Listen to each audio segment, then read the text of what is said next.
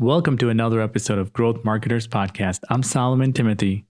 And I'm Taylor Rowe. Today we're talking about the survivorship bias. And this is one of my I guess it's a philosophy, right? But I think it's something that applies to a lot of different businesses, a lot of different companies. And I think just understanding the logic behind it and why it's really a form of selection bias and an issue that a lot of business owners and decision makers have. And once you understand that, it can kind of change your way of thinking. So we take that and kind of juxtapose that against how does that apply to marketing and different tactics that you can actually implement or at least look at to make sure that you're not falling victim of survivorship bias and that you're actually making logical decisions.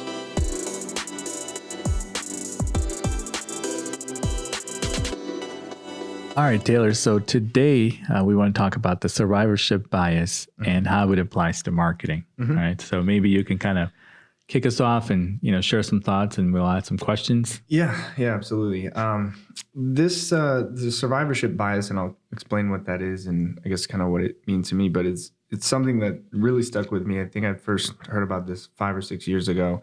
And whenever I'm working with somebody from a marketing perspective, this way of thinking or this sort of perspective always comes into play for me because of kind of understanding what happens and what the survivorship bias or survival bias means. So the first time I heard about it and kind of I think it was sort of the origin of the frame of the term survivorship bias actually started in World War II.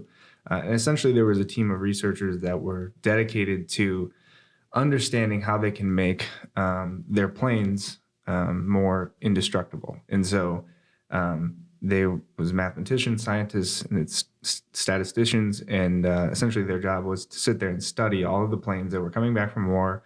And they made a map, basically like a heat map of where all of the bullet holes were on the plane.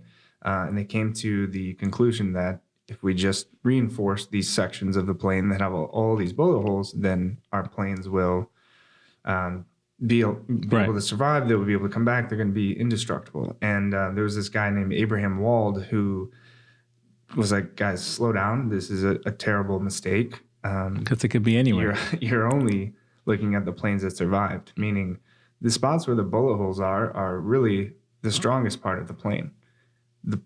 Where we need to put the reinforcements is the spots that don't have bullet holes, because the planes that got shot in those areas are the ones that did not make it back.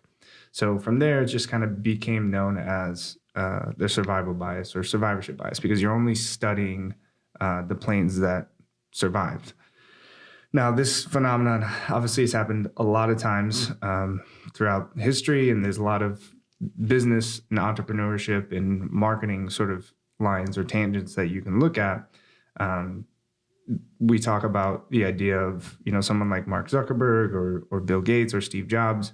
We could say, hey, they all dropped out of college. They started a business in their garage, right? All I need to do is drop out of college and get a garage, and I'll be a successful entrepreneur.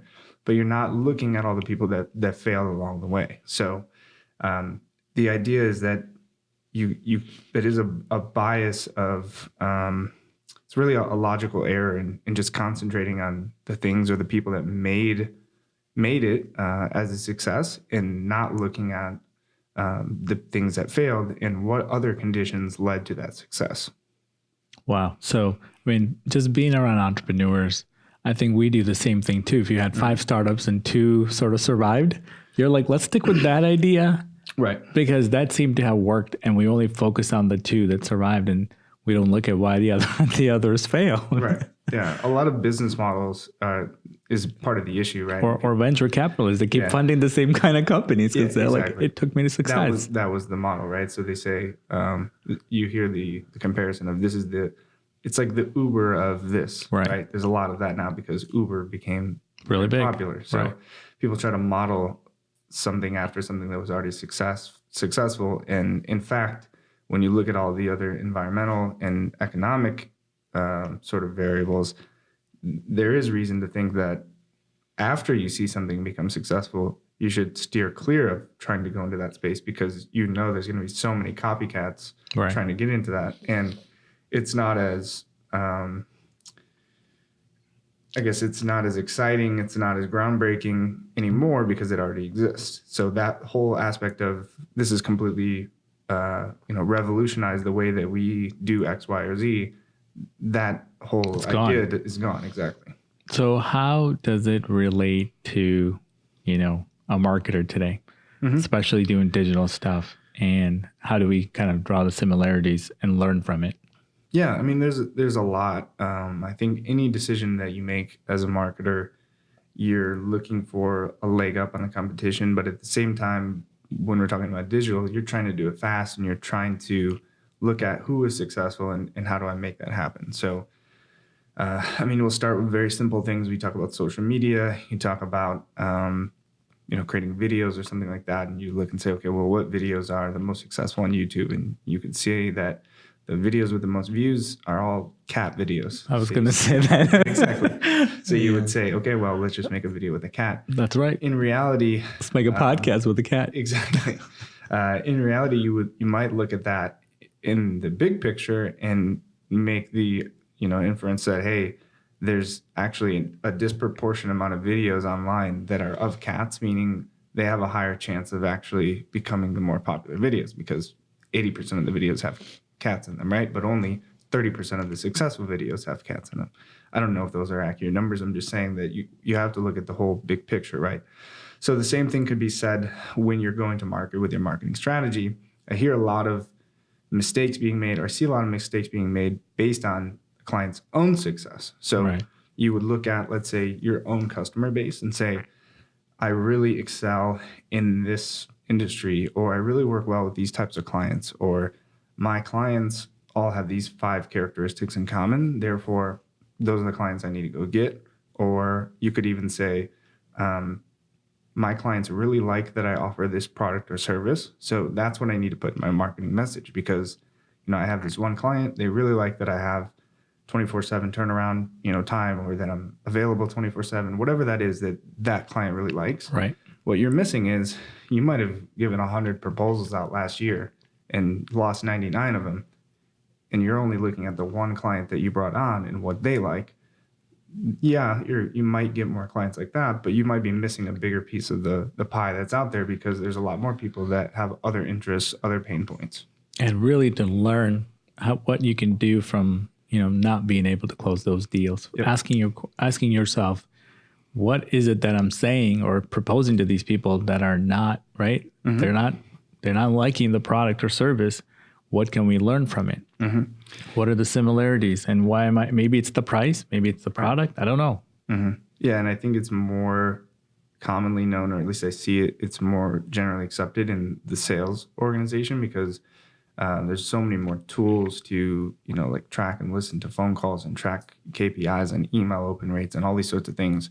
Where I see in the sales world, they're making those adaptations to say, you did close that deal because you did X, Y, and Z, but here's the general formula that you're supposed to follow, and you completely went off track here. You got lucky on this one, right? So just understanding when you got lucky and when that was a good way to do that. You don't want to change your whole sales strategy or marketing strategy based on an outlier. And that's the whole idea behind the model is that you're only looking at the ones that weren't supposed to make it, that made it, and you're not looking at the failures, not learning from your failures. And like you said, that's really where the most valuable information is going to be is, well, why didn't this resonate with my audience or why didn't this work? And how can one go about getting that right information and what should they be looking at, right? Obviously, what you're talking about is not what we are all used to doing. Mm-hmm. This is different, right? Yeah. To look at, hey, why didn't we rank on the first page of that keyword? It's not so much fun. We should just look at, hey, what can we do better to get higher positions or whatever it might be, right? Like, oh, that email worked. Let's just do more of those. That's the natural tendency.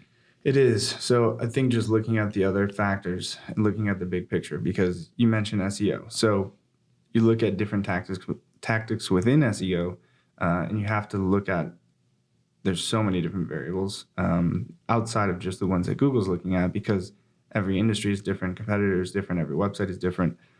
So, for example, if you were to say within SEO, like skyscraper content or very long form content that goes very deep into one subject, is sort of been a model that is widely adapted in the SEO community because it's very valuable. There's a lot of content in there, searchable keywords, and it's a great way to get backlinks because it's a very valuable resource.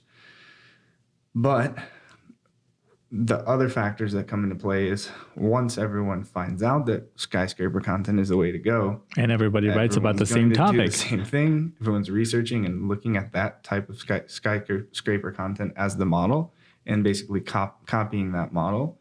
At the same time, they're not looking at what industry that was in, what niche that was in, the timing of that. Again, just like we talked about before, if you see that with like the Uber example, if you see that everyone else is doing that and it's widely known and it's popular, it may be a good indication that you missed the boat on that and you want to look at other ways to go about that. Now, on the flip side, you could look at something like, let's say, an infographic for marketing or for SEO. Just infographics are used a lot in digital marketing for a number of different reasons. So the same sort of thing could be used. If you don't dive deep into it, you would say, I need to create an infographic because infographics are great for creating value. They're going to be very shareable. They're going to give me backlinks. I can optimize that as image. I can create the content and then try to index the content underneath. Social, viral, all kinds of stuff. Things. So the execution of that may be spot on, and it may not be, most likely won't be as successful as you're thinking. And what you're missing is when you look at that, the survivorship bias of looking at an infographic is, what is that infographic, right? What actually is it outlining? How valuable is that piece of content? The value of the content is more important than the fact that it's an infographic. When most marketers would look at it and say, I can create an infographic about anything as long as it has a nice design, it's going to be shareable. But in reality, the reason that people are sharing that and that it has some, sort of virality to it and that it's getting those backlinks to you is because, yes, it comes in this nice prepackaged, nice looking format, but it's because the content of that is extremely valuable. And relevant to the folks that is being viewed by. So don't misinterpret that as this is the formula to success. Just keep making, just make everything into an infographic and become an infographic factory. Right. So another example, you mentioned email, right? So you're sending out emails, you do a little research, a couple of tests. Every marketer wants to do tests. And then you would say, okay, this type of subject line gets the best open rates. So let's send all of them out as open rates. Well, it's like a rule. If you don't do it, you fail. Exactly. So that subject line or that email message is going to be overplayed. Other people are going to find out about it, especially if you're, let's say, an influencer in the space, or let's say we came up with a great infographic or a great subject line right now. We told everybody about it, and then everybody goes and uses it. It becomes less effective. So the reason that was effective in the first place is because it was unique and that no one had seen that before. And so there's parts of that formula that you can take out, but you can't just copy and paste word for word the same subject line and say, this is all we're going to do. So take a step back and understand what factors made that successful. Why did those string of words make somebody click on that or open that? Not what those words are, but what was different about that than all the other ones that I've sent out? Was it the audience? Was it the way that it was formatted? Was it the length of it? Just dive deeper into that formula of success, and also in the failures. Compare that to the email rate that the lowest open rates and see what are some commonalities and where is the biggest difference. And then again, looking at why they opened up and why they didn't open the other ones, right? And to say that maybe we didn't add any value, maybe there wasn't enough, maybe it wasn't the right timing, right? Exactly. So I mean, and those are all the aspects like that we talked about. With any kind of marketing campaign, you could basically blanket across and say the niche, the budget, the timing, all of those things. The promotion, huge, the audience, hugely the brand awareness of that brand, and then, like you said, the audience. So you can't just say that this works or this doesn't work. So one other thing I want to talk about in terms of marketing, especially when we talk about, okay, I understand my audience, I'm going to run this Facebook ad or Google ad, or I am going to create an infographic or whatever that may be. Every marketing team member has their own set of standards, right? So when we talk about design, you're familiar with like the golden ratio of what the design would look like. You have perfect thirds of 1, 2, 3, whatever that may be. So just because you follow that template of the golden ratio does not mean that's a good design, that you have good design skills. And it also doesn't mean that the actual content in that design is valuable or provocative or enticing to your audience. So it's the same sort of idea that, hey, this performs well because it fits within this parameter. But just because you fit within that parameter does not mean it's going to perform well. And, essentially, it's like we're creating those marketing unicorns, right? There are certain things that just works really well. And that, in itself is what we usually go about, copying, because like, wow, it performed really well. So everything ought to be like that, instead of looking at all the other ones that we've been doing, but it's not working. I mean, I can pull up so many examples in my head of looking at every campaign, and we're looking at, hey, this kind of ad converts really well. Let's just pause all the other ones. Exactly. We're in the business of pausing. Yeah. Pause this, pause that. You're right. Let's pull all our resources to Facebook really ads. Just throw it away. Like you said, we acknowledge that it doesn't work, and then it's just kind of tossed aside.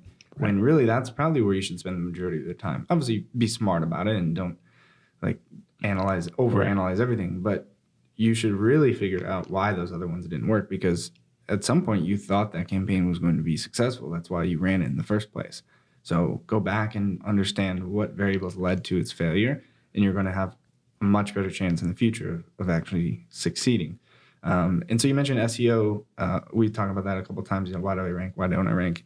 Same sort of idea when you're looking at those main metrics. And we talk about all the time. People say, well, I have more backlinks than them, right, and I have more content, and it's a website loads faster. Right. So that's not the formula, right? Those are the data points, but it's not the exact formula to lead to success. And plus, it's already been done. They already did that. So now we have to look at other ways we can be creative, think outside of the box. And that's some of the problem that I have with just data analysis in general and looking at all these marketing tools. You're only looking at the success, and you're also only looking at past behavior. You don't know what's going to happen in the future. And what's missing out of everything is what's missing, right? You don't know what's missing. You're only looking at what's there. You're only looking at the planes that came back. Exactly. That's the idea. And I think in every industry they have that, and you can start, hopefully, when you're running your marketing campaigns or just looking at your overall business model, who you're marketing to, all of that, you can start to reshape your mindset. And I think that's the most important thing to take away from this.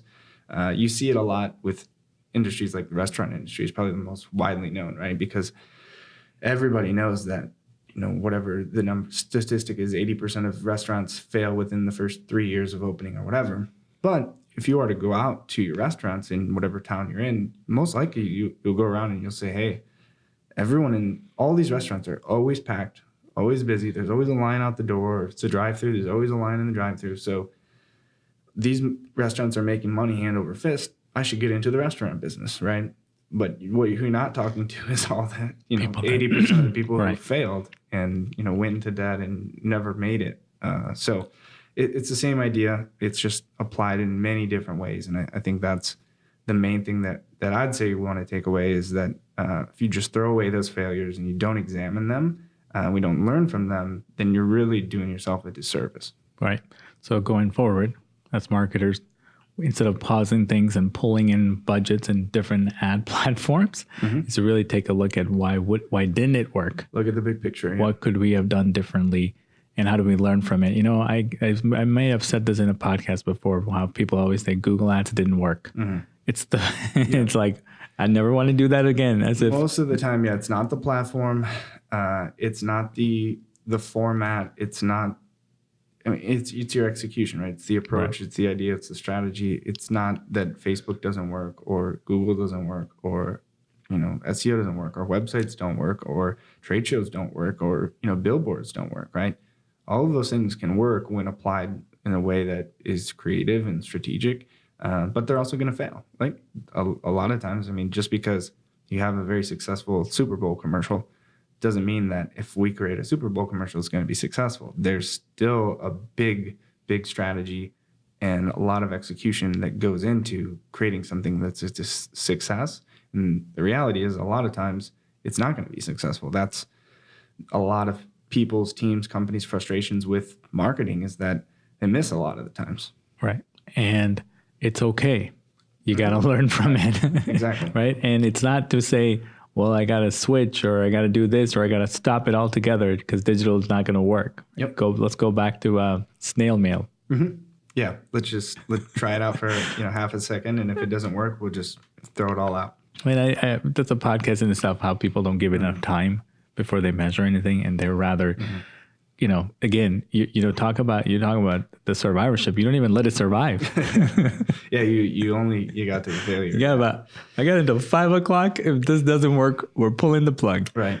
But that is what the successful marketers do is, like you said, fail a lot until you get to something that sticks, something that works, and you understand why it works. And then you double down on whatever's working for you. The problem is that other companies, other entrepreneurs look at that from the outside, and all the data, all the statistics, everything that you're seeing is only on the one thing that succeeded. And you're just picking one little piece out of that success and saying, okay, I'm going to copy that model. When really the model is fail all the way until you get to that one thing. And that's unique to your business, your company. That can't be necessarily just copied and pasted from somebody else. Success is not a straight line, right? If I've seen the chart, it's like literally, it's like a noodle, right? It goes all the way around until you get to that thing. Anything else you want to add to that, Taylor?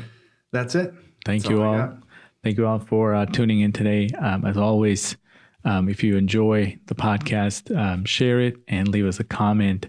And ask any questions at growthmarketers@oneims.com. And I will see you on the next episode.